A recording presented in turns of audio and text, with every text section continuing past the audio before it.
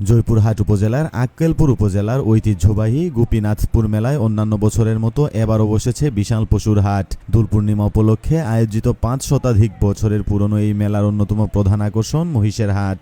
এবারও দেশের বিভিন্ন প্রান্ত থেকে আসা হাজারো মহিষ এবং ক্রেতা বিক্রেতাদের হাঁক ডাকে সরগরম হয়ে উঠেছে মেলা প্রাঙ্গণের একাংশ। সরজমিনে মেলা প্রাঙ্গণে গিয়ে দেখা যায় বিশাল এলাকা জুড়ে সারি সারি মহিষ বেঁধে রাখা হয়েছে। দেশের বিভিন্ন জেলা, বিশেষ করে রাজশাহী, চাঁপাইনবাবগঞ্জ, নাটোর, সিরাজগঞ্জ, কুষ্টিয়া ও বৃহত্তর বগুড়া অঞ্চল থেকে খামারি ও ব্যাপারীরা শত শত দেশি ও উন্নত জাতের মহিষ নিয়ে এসেছেন। কৃষিকাজ, গাড়ি টানা এবং মাংসের চাহিদার কারণে হাটে মহিষের ব্যাপক চাহিদা লক্ষ্য করা গেছে। বিশাল আকৃতি ও কালো কুচকুচে এসব মহিষ দেখতে ক্রেতাদের পাশাপাশি সাধারণ দর্শনার্থীরাও ভিড় জমাচ্ছেন। হাটে মাঝারি থেকে শুরু করে বিশাল আকৃতির মহিষ উঠেছে।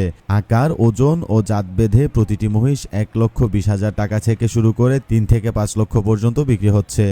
জয়পুরহাট থেকে মোহাম্মদ রাসেল কাজীর পাঠানো তথ্যচিত্রে সৈয়দ মিসবাহ, বিডি টাইমস 24।